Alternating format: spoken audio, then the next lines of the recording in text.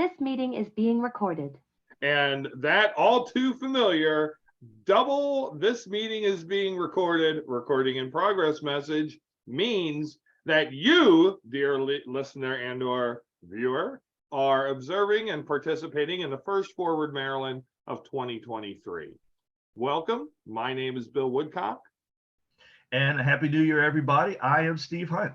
And once again, we start this year coming to you from undisclosed locations throughout the land of milk and honey, known as Howard, and bringing you the news of this past week, the first week of the year 2023. Steve, how has 2023 treated you so far? Well, 7 days and I'm not ready to go running, screaming into the night. So, so far, so good. Open up the year quietly, which was exactly what I wanted to do. And yeah, not a lot of comment after 7 days in terms on the personal front. We've got certainly some things to talk about on this podcast, but so far, okay. How about you, Bill? If this is 152nd of the year, holy shit. Is so far where I am for 2023, because we don't need much more drama than what we've been given. And there's really two only I think newsworthy stories to talk about from this week. No, Prince Harry's new book, Blasting His Brother and the Rest of the Royals, is not one of them. No, Taylor Swift taking all 10 positions in the Billboard Top 10. Not one of them. There probably are more deserving stories elsewhere in the world, but Steve, American media doesn't exactly allow us to look at things in countries and parts of the world where most people don't have a white skin tone. However, what we do got is quite something. The first issue, Steve, I thought that they stopped prize fights nowadays at 12 rounds, but we just saw one that went 15 rounds. back in, they stopped them at 12 due to safety. Right. And I tend to think that the election of Kevin McCarthy maybe should have been stopped at 12 rounds because to protect the safety of the Republican Party. But had they already gone too long and looked too stupid? Or is this all a whole bunch of making a do over nothing? And, in 2 months when the Republican House is kicking ass, people will forget. But anyway, Steve, I don't know how much you watched of the drama unfold over the last 4 days. I know I watched too much of it. I believe you watched the bitter end last night. Yeah. I have to say I missed that nonsense. But, we wake up this morning, a lot of concessions have been made to these hardline election-denying Trumpians to, in terms of how the House will be organized. A lot of people are saying it's going to make the House very unmanageable for the next 2 years. And, what do you make of this situation? Well, Bill, yes, I did stay till the bitter end. I was going to bail after number 14 because they were talking about adjourning, and then there was the sudden unswerve, we'll call it, by one Matt Gaetz to McCarthy, and there was a whole bunch of hubbub, and they went 15, and it was obvious that they were going to make it. A bunch of irony here. The fact that in the wee hours of January 7th, 2023, 2 years after, in the wee hours of January 7th, 2021, an election was certified. The people, many of whom did not want to certify said free and fair election of the President of the United States, are now in control of the United States House of Representatives. Speaking of elections, irony number 2 for me is the fact that a group of individuals, the Republican caucus, a majority of whom, if not a big majority of whom, have been running around for 2 years, screaming, hair on fire about rigged elections, were so incompetent they could not pull off an election that by its very nature is designed to be rigged. I mean, Bill, you've seen this before. And oh, by the way, there was no problem with House leadership on the Democratic side. There was no problem with Senate leadership on the Democratic side. Hell, on the Republican side, while this shit show was going on in Washington, Mitch McConnell's hanging out with Joe Biden in front of a bridge. So, all the Republican, talking heads who were going on about, well, this is just part of the process, and the people trying to justify the election of Kevin McCarthy saying the same thing. No, it's not part of the process. The process is you work this stuff out. I mean, Bill, you've been on boards and task force and other things where you have a chair and a vice chair. It's worked out before you walk in the room. And I don't either. And I think this comes down to Kevin McCarthy. That just shows his weakness. And quite frankly, I'm just going to say it, his incompetence, because he clearly had a strategy of, well, I'm going to lose maybe 6 to 9 people on the first round. I'll know who they are, and I can knock the number down and get it below the, I can get to 218 on day one. And he clearly did not read the room, because his situation was no different than Nancy Pelosi's in 2020, or quite frankly, 2018, where, well, certainly 2020, where she had exactly 222 members on her side of the aisle. Never had this drama. There was some backroom drama. There was some inside baseball drama. There was stuff that geeks like you and I are into, but it certainly wasn't aired out in public with a election that took the most votes since before the Civil War. I mean, I think the other ones above this one now are like 1856 and prior. It might not even be 1856, but let's just say when you have to consult a historian to find out when we've seen some stuff like this before, that's a problem. And to me, it shows, to me, it's a reflection on Kevin McCarthy, because you had, quite frankly, a year where you pretty much knew you were going to be in charge. You had 2 months where it was effectively over and you were going to be in charge. And he spent all week at like Monty Hall playing Let's Make a Deal. So, to me, it's on McCarthy. Congratulations or something. Bill, what's your take on all this? It was stupid. How you plan for this for 2 months to be taking over, and then you just can't do it because certain people won't let you, is stupid. Even though this was embarrassing and ridiculous, I'm not sure there's going to be long-term implications to the House of Representatives from there being 14 votes per se at all. Mm-hmm. However, the implication of what had to happen in order to get through those 15 votes, that may have long-term implications. Mm-hmm. Case in point, one member being able to call for the removal of the speaker. Case in point, the Republican Congressional Campaign Committee staying out of the way of open seat primary elections, so to allow for more hard writers to get elected in primaries to Congress, which is, I think, a terrific gift to the Democratic Party. There are others. I don't know where things have landed. Maybe they landed late last night, this morning, and I just didn't see it, on giving some of these right-wingers, amongst whom is counted Maryland's own Andy Harris, yay, more power in terms of committee chairmanships or some other positions of authority. I do remember one of the concessions being setting up some investigative committees. So, the Jim Jordans and their ilk, Matt Gaetz's, will be happy. Mm-hmm. be careful what you find out, because it might just come up ugly for you. It might boomerang. These things don't always work in your favor. And, I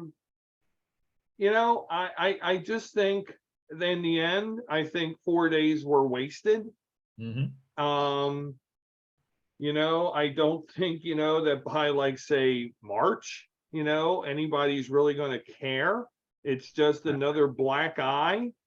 And how will it work out? Work out is relative. I mean, this is still, what did happen was that this still gives those hard right, election denying, Trumpy people oxygen in the House of Representatives. And it's going to make it, I think, longer term harder for the Republican Party to move on from that side of its I was going to say spectrum, but is it really a spectrum?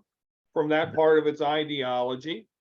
And it bodes well for Democrats in 2024, because there's a reason why Democrats were not playing any baseball during all of this, which was because that infighting was great for the Democratic Party. And then you have this idiot George Santos, which could have been, I guess, maybe a third issue to talk about today. But you have this numbskull. You have the January 6th anniversary, and was not a good sign for the right side of the aisle this week. No. And the juxtaposition on several levels was interesting. And by the way, you talked about the concessions. We don't know what those are yet because, oh, by the way, speaking of incompetence, the rules package, which is what really sets all of this up, they could not vote on that last night, which usually after you vote for the speaker, you swear everybody in and you vote on the rules package. It's a formality. They could not vote on the rules package because the Republicans, Mr. McCarthy and crew, don't have the votes on their side to pass the rules package. And what's being said now, or what's out there, is the fact that McCarthy has given away so much that they're now the moderates in the Republican Party who are like, oh, hell no. So again, the inability to organize on the part of McCarthy and his team is just amazing. And, you mentioned George Santos, and another one of the ironies is, the swearing in, you swear in McCarthy and then he swears in the rest of the House. And listening to that side, pledging to protect, defend the Constitution of the United States against all enemies, foreign and domestic.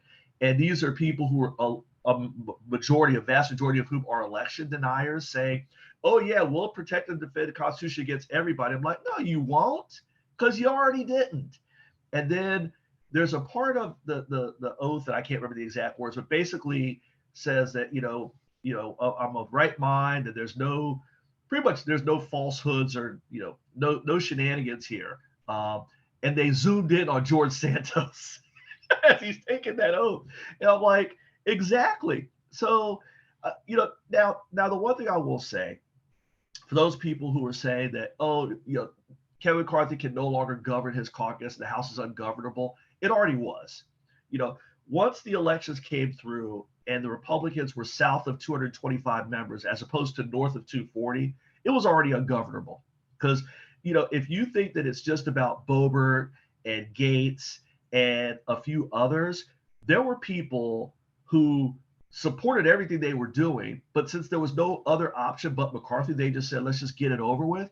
But when you start seeing some legislative stuff go down, there's going to be a block of 20, 30, maybe even 40 to 50 who are going to be making life hell for one Kevin McCarthy. The only thing this is going to do is codify just how messy it's going to be with some of the rules that you talked about, which you're right. And you talked about the Democrats. The contrast this week could not have been a bigger gift to, I will say, two groups / individuals. One are the Democrats, because in the beginning of the week, you had Joe Biden hanging out at a bridge in a bipartisan manner with, two governors, one of each party, senators of each party, the whole 9 yards, touting a bridge that people have been talking about fixing for, quite frankly, Mitch McConnell's entire career. This has been almost like Mitch McConnell's holy grail to fix this bridge between Ohio and Kentucky. And it got done by a Democrat. And he stood there and he was just like, yep, you did it, Joe. Thanks. You the man. Mhm. And then the week ended with Biden again, having the ceremony with these heroes from 1-6, including one of the Michigan 3-0, by the way, Jocelyn Benson. Yes, we got to talk about it again. And others, Capitol Hill Police, Metro Police, et cetera, family of Brian Sitnick. That very somber, but I thought very moving time. And then finally, if you get a chance to watch the speeches made between, the new speaker, Mr. McCarthy, and the new minority leader, Hakeem Jeffries, I'm just going to say really quickly, it's going to take a lot for him being Hakeem Jeffries to step into these stilettos, as they say, of one Nancy Alessandro Pelosi. By the way, in his speech, he gave Baltimore some love. If he is half the tactician, along with his team, Catherine Clark, Aguilar, et cetera, half the tactician that Nancy Pelosi is, Kevin McCarthy's in trouble, because Hakeem Jeffries' speech was like that. I mean, it was part church, it was part politician, it was part dude at the end of the bar just letting it rip. I mean, it was a thing of beauty. And then McCarthy stood up and went on for 15 minutes about nothing. You could tell me, Bill, Steve, this is probably what he talked about, and I would say, yep, that's exactly what McCarthy talked about. It was almost like the old house party movie where kid player in a rap battle and kid says, "Step to the stage, too late, I blew it up."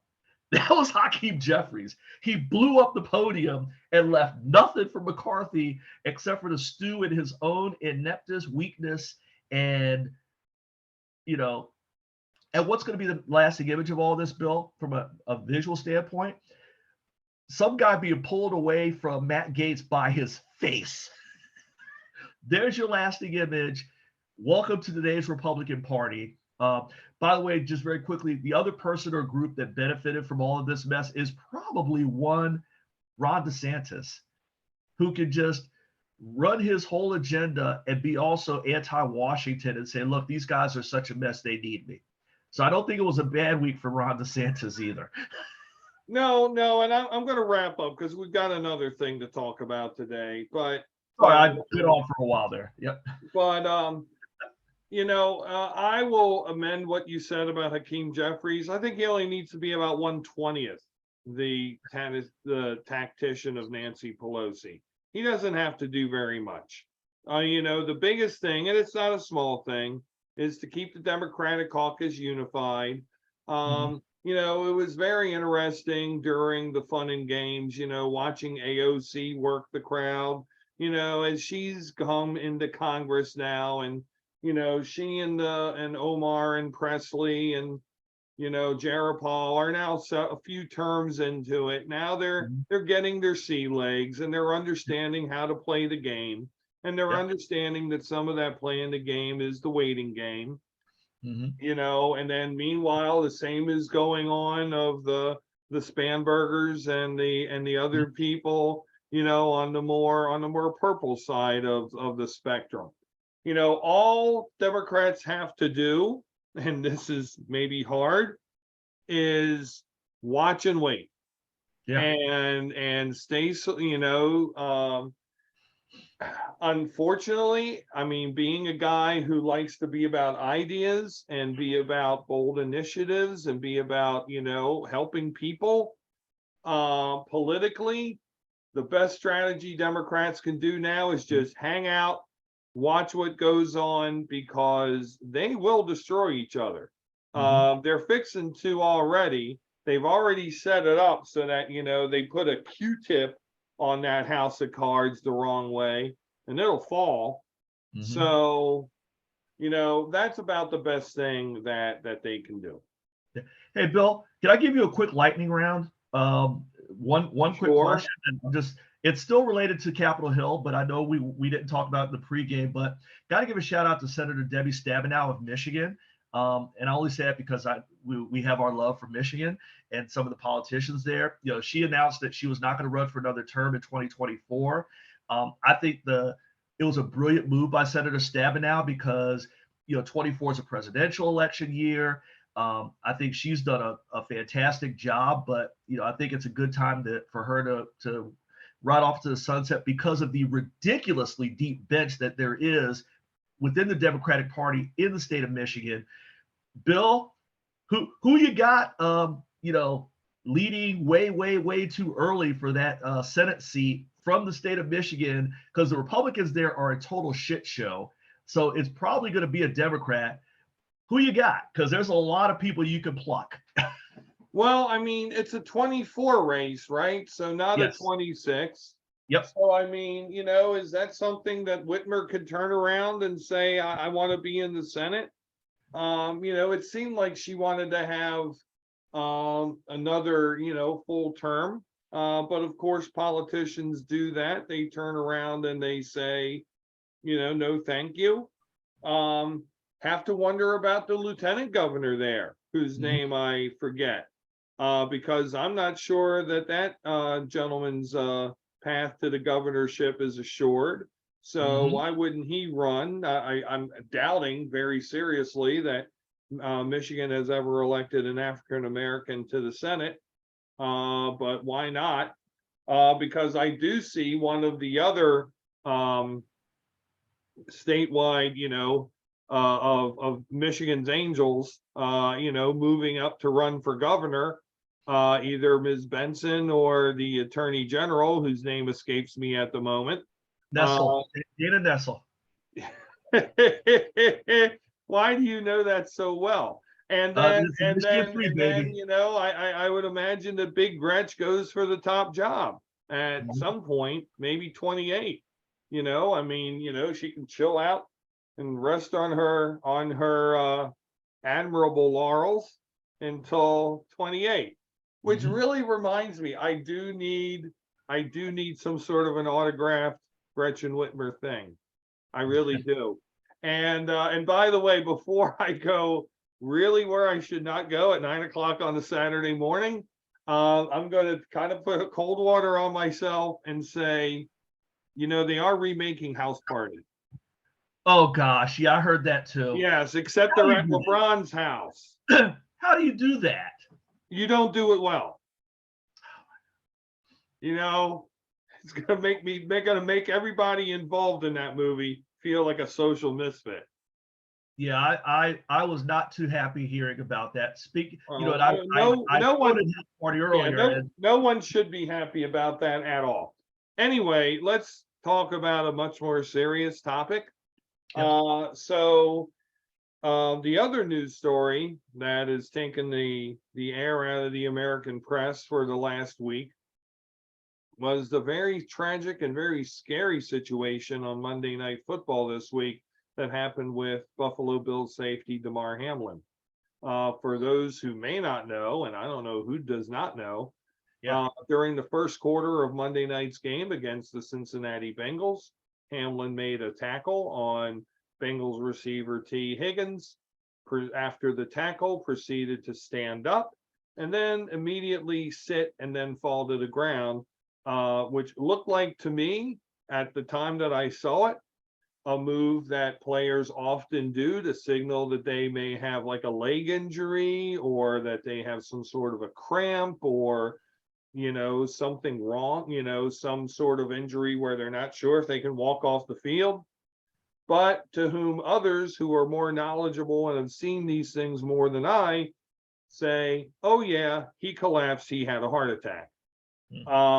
It is apparent, you know, the whole detail of the time that Hamlin was on the field are not fully defined, but it seems apparent at this point that at some point he went into cardiac arrest on the field.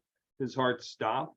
He needed 9 minutes of CPR, which was administered very quickly in order to save his life. He was taken to a trauma center in Cincinnati, where he still stayed. Yesterday, his breathing tube was removed. He was actually able to start to speak a few words. Doctors have had a press conference saying that they expect no lasting neurological damage from this event. Steve, this is probably, I mean, we talked earlier about other athletes who have had other such things happen. This is the first time I've ever witnessed such a thing. Of course, we can think of, the college basketball player, Hank Gathers, Reggie Lewis, the Boston Celtic and Baltimore basketball star who I believe died during a practice. There are other cases of football players dying during practices. There was the Danish soccer player who collapsed last couple years ago and then went on to play for Denmark in the World Cup this past year. There was Sean Pronger from the St. Louis Blues who was hit in the chest by a puck and then kind of staggered around and fell to the ice and collapsed. And he was maybe the most similar case. I know in my world of coaching youth sports, I mean, I have seen a few times where kids are struck in the chest by lacrosse balls and they kind of, I've lost my breath, Coach Bill. Right. And, one has to wonder if that's not, this sort of thing happening because, a hard strike to the chest can mess up your heart rhythm, even if it doesn't stop your heart.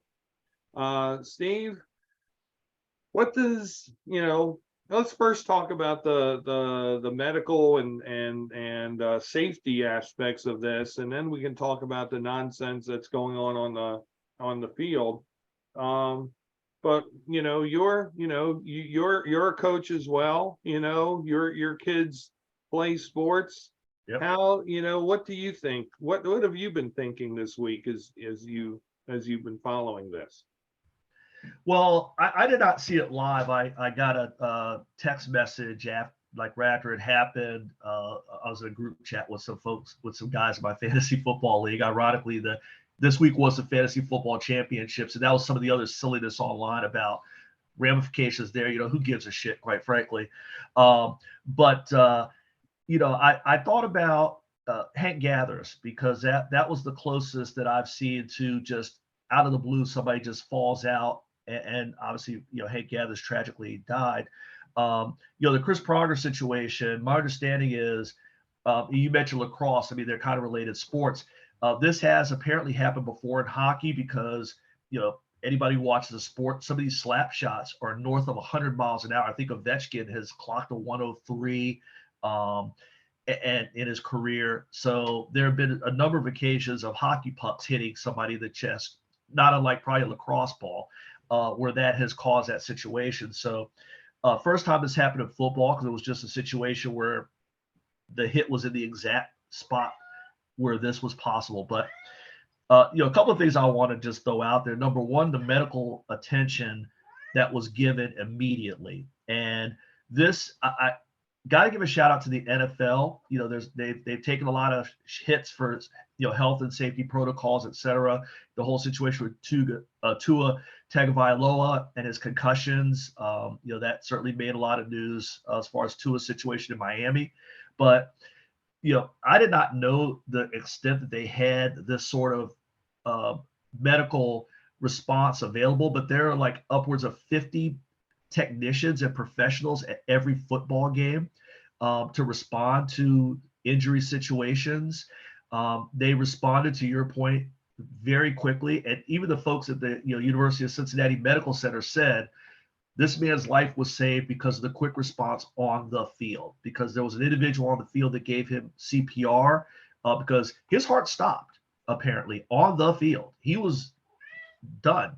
And somebody administered CPR on the field. They had to do it again at the hospital, I believe, or on the way or something. But the fact that they had that rapid response to the situation was you got to give them props for that. And I don't know the guy's name who administered CPR, but talk about a true hero, knowing what needed to be done and doing it. So shout out to that guy and the professionals on the field. Shout out to the Bills and the Bengals. I mean, these are guys who are, they're professional athletes. That's their focus. That's their life. That is who they are. And their response, I know there was talk momentarily about maybe, give a few minutes and maybe we continue the game. And I appreciate both teams, especially coaches McDermott and Zach Taylor from Cincinnati saying, "Oh, hell no, we're done here." I think they basically gave the NFL no choice because I don't think they had any intention of going back out there.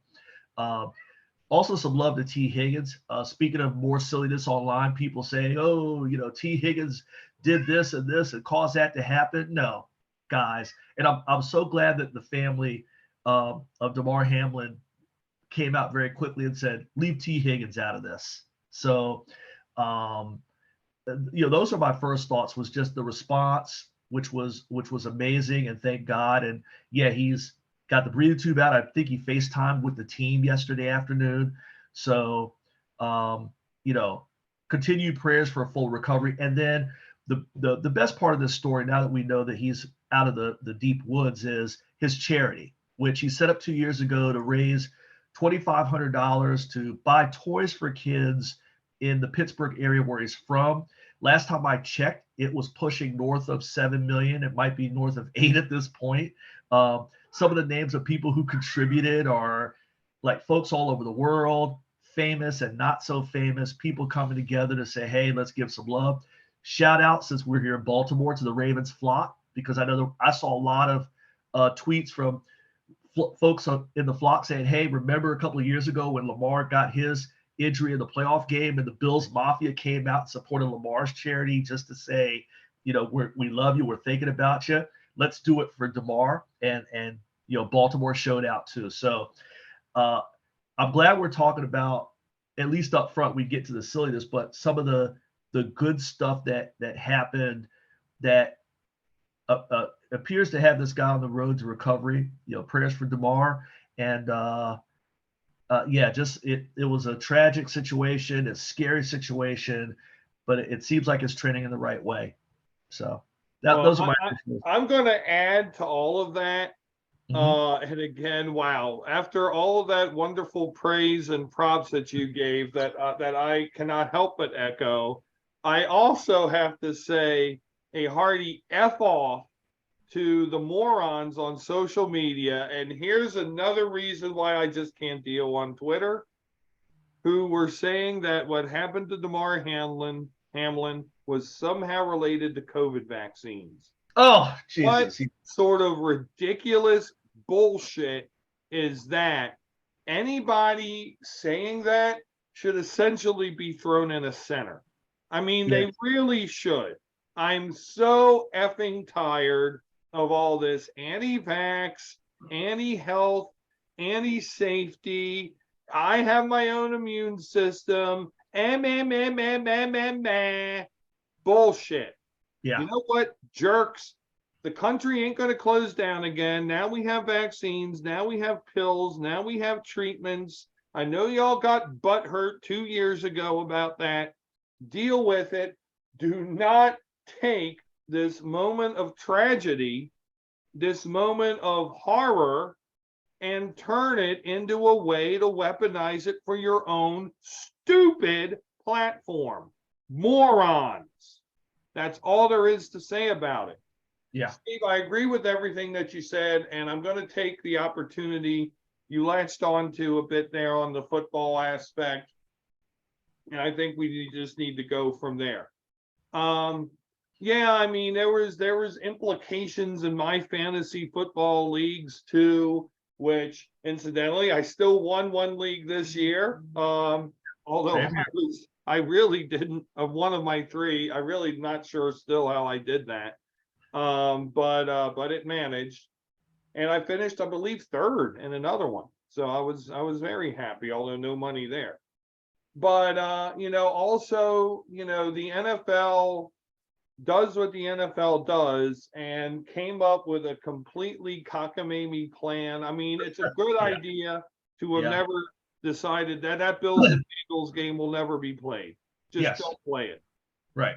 And of course I mean, and then of course that had playoff implications because now the Ravens, who play the Bengals on Sunday, they can't possibly win the division. Right. They have to be a wild card now, but yet the Ravens can somehow get a home playoff game if they win against the Bengals, and then I'm sorry, still call them the San Diego Chargers. The LA Chargers win, and then there's a coin toss because they came up with some rule that if the Bengals or the Bills have some sort of home field advantage, or they could host the AFC Championship game, that they might not be able to play it at home. It might have to be in a neutral location. Right. God forbid, I have no idea what might happen if the Bengals and the Bills have to play each other in the playoffs.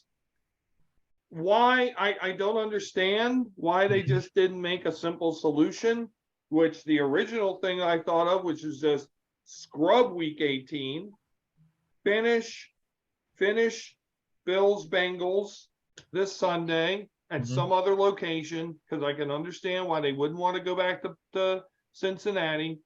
Frankly, if Damar Hamlin had not been as good as he was, I mean, I think it's up to the players. I think ultimately it was the players' decision, but why even play week 18? Right. Why even go? But then the original thought I had was then just use the bye week between the championship and the Super Bowl. They've done it before.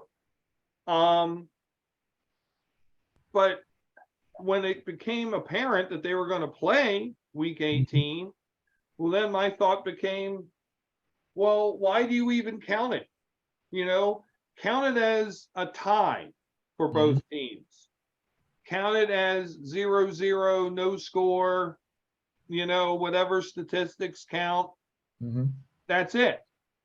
Instead of come up with this, it didn't happen. It was a no contest. Just Right.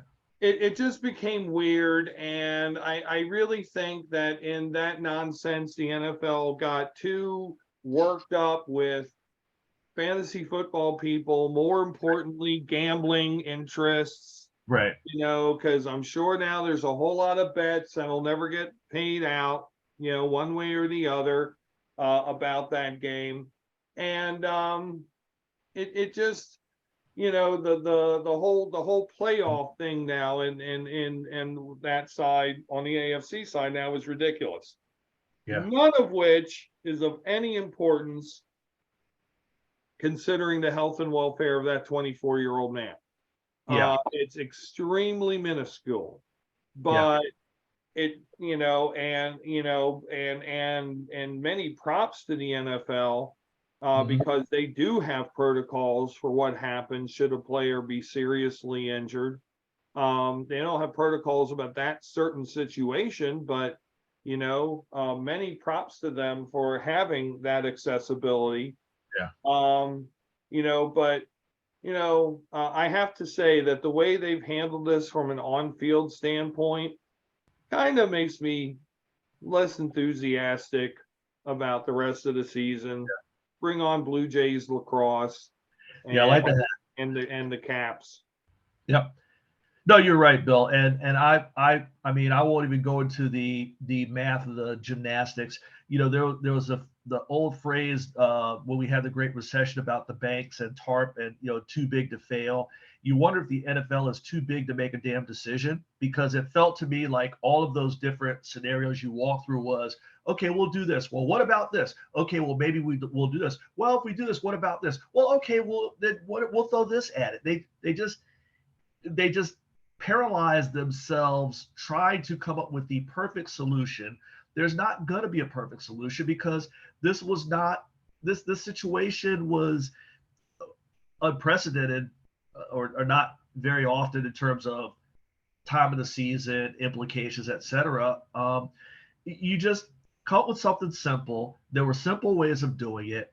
My personal thought was the game never gets played. Play out week 18 and go from there. I know there was an idea of play out week 18, and if you need Bills, Bengals, play that the week after, and then go with the regular playoffs and cancel the bye week between the Super Bowl and the championship games, or I guess the other way around. But it's crazy. I think the NFL had an opportunity to, I'll just say, not look bad for once, because they've certainly not looked great lately, and they screwed that up too. And by the way, the one last thing I will say is, Skip Bayless, go to hell.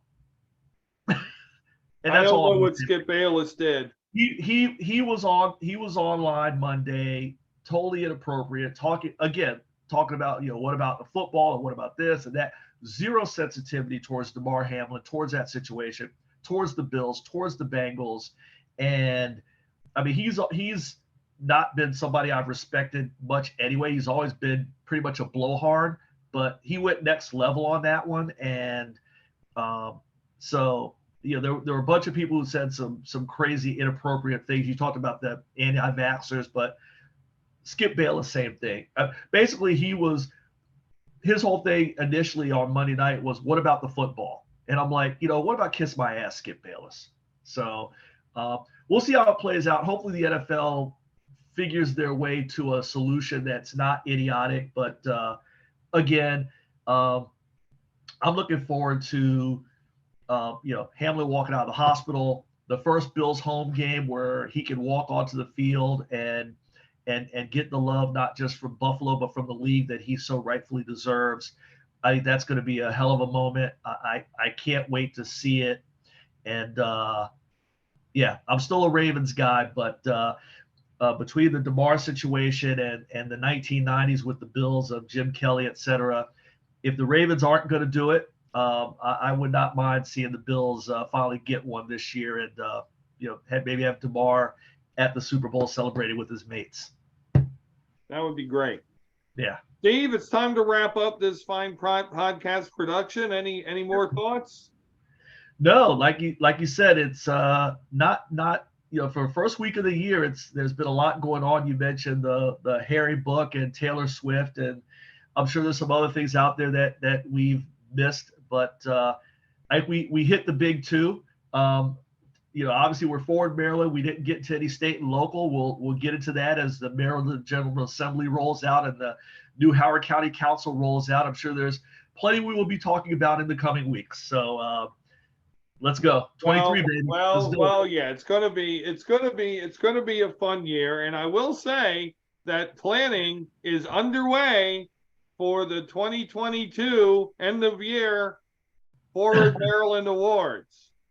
The awards show that in prior years has had us threatened with lawsuits. Seriously, actual lawsuits. So Francis. we are bringing back our original founding co-host Jason Booms for this once a year spectacular. Will there be tuxes worn, champagne drank? Will we be asking each other, who are we wearing? Probably all of the above. There might even be a pre-show this year. And hell, we might even do it live. So, speaking of lawsuits, forewarned is forearmed. We will at least think we're amusing. Chances are possible that you might too. So look for that in the coming weeks. So for Steve Hunt, my name is Bill Woodcock. We will be right at you next week, and we will promise a more statewide focus, because this fine podcast production is called Forward Maryland. And we thank you for watching or listening. Have a great weekend, everyone. Take care.